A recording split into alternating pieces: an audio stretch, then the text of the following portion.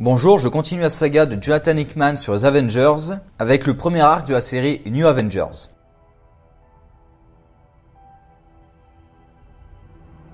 Il y a déjà un moment, Reed Richards, Tony Stark, Charles Xavier, Stephen Strange, Black Bolt, le roi des Inhumains, et Namor, le roi d'Atlantis, ont formé un groupe, les Illuminati, chargé de protéger le monde en secret. Black Panther, le roi T'Challa, avait refusé d'en faire partie. Et aujourd'hui, au Wakanda, un groupe de jeunes participe au jeu pour devenir les futurs Makers, ceux qui forgeront le futur de la cité. Après la dernière épreuve, ils découvrent une carte stellaire d'un autre système solaire. T'Challa les félicite et leur dit que l'Ouest a abandonné la conquête spatiale, c'est au Wakanda de la mener. Ils ressentent des vibrations et une sorte de portail apparaît. Ils le pénètrent et tout devient rouge, avec une autre planète en orbite au-dessus de leur tête. De celle-ci, un groupe descend. T'Challa leur demande s'ils sont responsables et la femme qui dirige le groupe, Black Swan, lui dit que personne ne peut provoquer une incursion. Elle est là pour offrir à Raboum Halal, le grand destructeur, son dû en détruisant ce monde. Le groupe attaque et tue 2 des jeunes. T'Challa essaie de fuir avec le dernier qui meurt sous ses yeux. C'en est trop,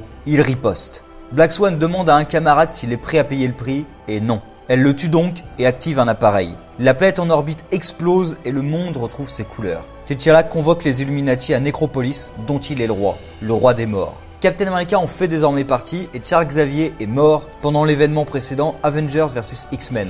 Cela coûte à T'Challa de réunir l'équipe car le Wakanda a été attaqué pendant cet événement justement par Atlantis et son roi Namor. Aussi, il garde la venue de Namor secrète. Reed Richards interroge Black Swan qui s'est laissé capturer. Elle vient d'un autre univers parallèle. Elle a tué son camarade car c'était un Manifold et que ses pouvoirs étaient inutiles dans un autre univers que le sien. Richards informe les Illuminati de ce qu'il a appris. Un des univers du multivers est mort plus tôt que prévu et semble avoir déclenché une réaction en chaîne contractant le multivers. Cette contraction a provoqué la première incursion. 2 terres sont entrées en contact et leurs 2 univers sont morts, amplifiant encore davantage la contraction. Chaque incursion implique 2 terres qui existent simultanément dans une zone très localisée pendant 8 heures. 2 fins possibles. Une des 2 terres est détruite ou les 2 univers sont détruits.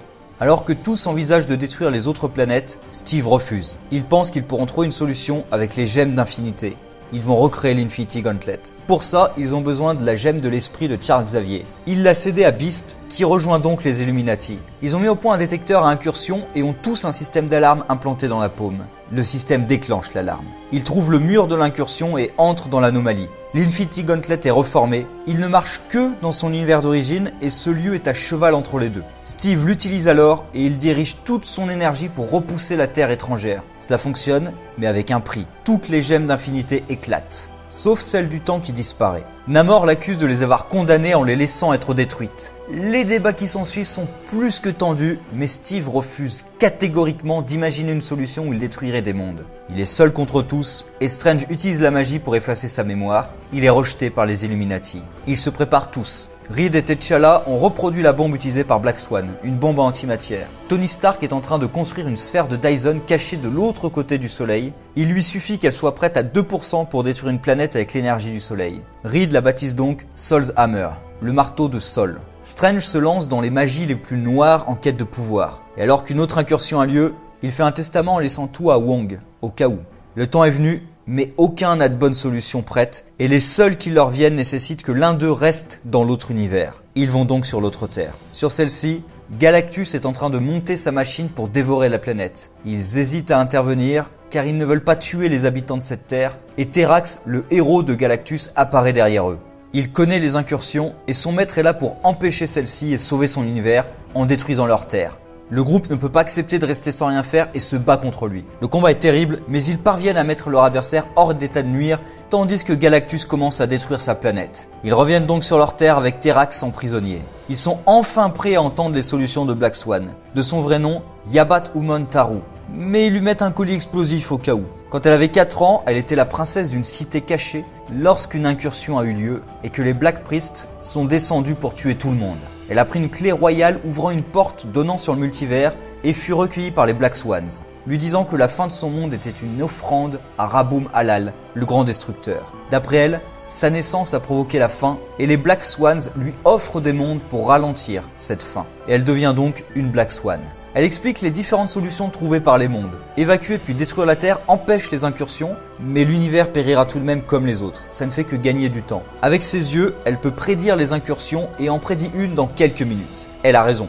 L'incursion a lieu en Latveria. Ils prennent la bombe avec eux et y vont. L'incursion se produit juste au-dessus du château de Doom. Cette fois, le ciel est bleu et non rouge. Black Swan est terrorisé par cette couleur bleue. Et une armée descend du ciel, les Sidéramaris. Doom n'est pas très content de cette invasion et il s'unit avec son fils Christophe pour repousser l'envahisseur. Black Swan dit aux Illuminati qu'ils n'ont pas le temps. Une incursion rouge est un bienfait de Rabu Malal, mais bleu est une hérésie des Mapmakers. Elle les emmène sur l'autre terre. Les Mapmakers utilisent les terres pour en extraire toutes les ressources et laissent juste assez d'énergie dans son noyau pour la détruire. Ils laissent derrière eux les robots Sidéramaris. Quand une incursion a lieu, ils détruisent la planète pour marquer la suivante et ouvrir un portail grâce aux fragments de la Terre morte. Ils n'ont qu'une heure pour agir avant l'explosion. T'Challa a le détonateur en main, il hésite un instant et active l'explosion.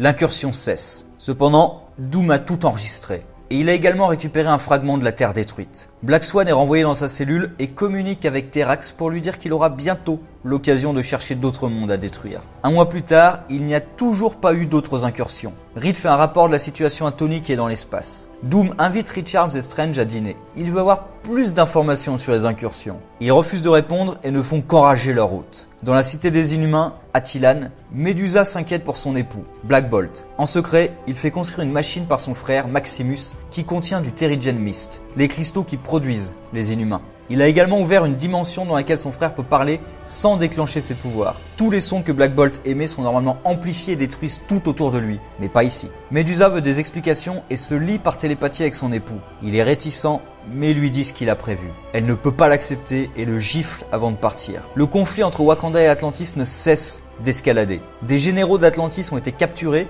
puis un ambassadeur du Wakanda, et en tentant de le secourir, 60 soldats wakandais sont morts. Namor va voir T'Challa pour lui offrir la paix. Il dit avoir des traîtres aux côtés de la reine, sa sœur Shuri. Le roi des morts va demander conseil à Reed qui construit d'innombrables bombes. Il ne fait pas du tout confiance à Namor et a juré de le tuer pour son attaque sur Atlantis pendant Avengers vs X-Men. Mais il se laisse convaincre par son ami que la paix est plus importante en ce moment. Il essaie ensuite de convaincre la reine, sa sœur, mais elle et ses généraux refusent de l'entendre. Il déclare une guerre totale. Namor est en train d'essayer de s'allier avec Black Swan quand T'Challa vient le voir. Shuri a prétendu qu'elle réfléchissait à l'idée de la paix et T'Challa gagne du temps avec Namor, alors que les forces du Wakanda attaquent Atlantis. T'Challa avertit le roi quand il est trop tard pour agir et il fonce jusqu'à sa cité aquatique. Tony revient de l'espace. Le Watcher lui a montré le cadavre du Living Tribunal, l'entité censée maintenir l'équilibre du multivers, le tribunal vivant. Les Avengers ont quitté la Terre pour s'occuper d'une menace ailleurs et Tony veut aller encore plus loin.